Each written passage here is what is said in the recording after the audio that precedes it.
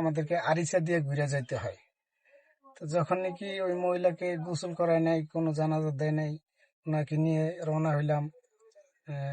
Dead বডির পাশে বসা ছিল ওনার মেয়ে আর ছেলের বউ, আর পাশের রুমের এক ভাড়াইটা, আর সাথে আরো 3 জন পুরুষ ছিল। যখনই আমি গাড়িটা ফেরিতে উঠাই, ডেড বডির হাতটা এইভাবে একটু লড়ে গিয়ে ওই যে মারা গেছে ওনার মেয়ের গায়ে পড়ছে। পড়ছে পরে তো উনি তো ভয় পেয়ে জোরে চিৎকার দিয়ে আমার গাড়ি থেকে বের হয়ে গেছে সবাই, যে আমার মা আরে মনে হয় ভূতে ধরছে বা অন্য কোনো সমস্যা। এই কারণে উনি গাড়ি থেকে নাইমা একবার ফেরির উপরে উঠে গেছে। ফেরির ভিতরে একটা মানে সবার ভিতরে আতঙ্ক, কি ব্যাপার, কি হয়েছে অ্যাম্বুলেন্সের ভিতরে। তো সবাই আইসা যখন জিজ্ঞেস করলো আমারে যে ভাই কি হয়েছে, তখন আমি ওনাদেরকে বললাম যে এই ঘটনা, অনেক সময় একটু লাড়া লাগলে, রগের টান খাইলে এমন হাত পা লাড়াচাড়া করে।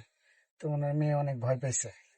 তারপরে ওনারা বলতেছে যে আমরা এই গাড়ি দিয়ে আর যাবো না। ওনারা কি করছে, বাসে করে চলে গেছে, আমার সাথে শুধু একজন লোক দিছে।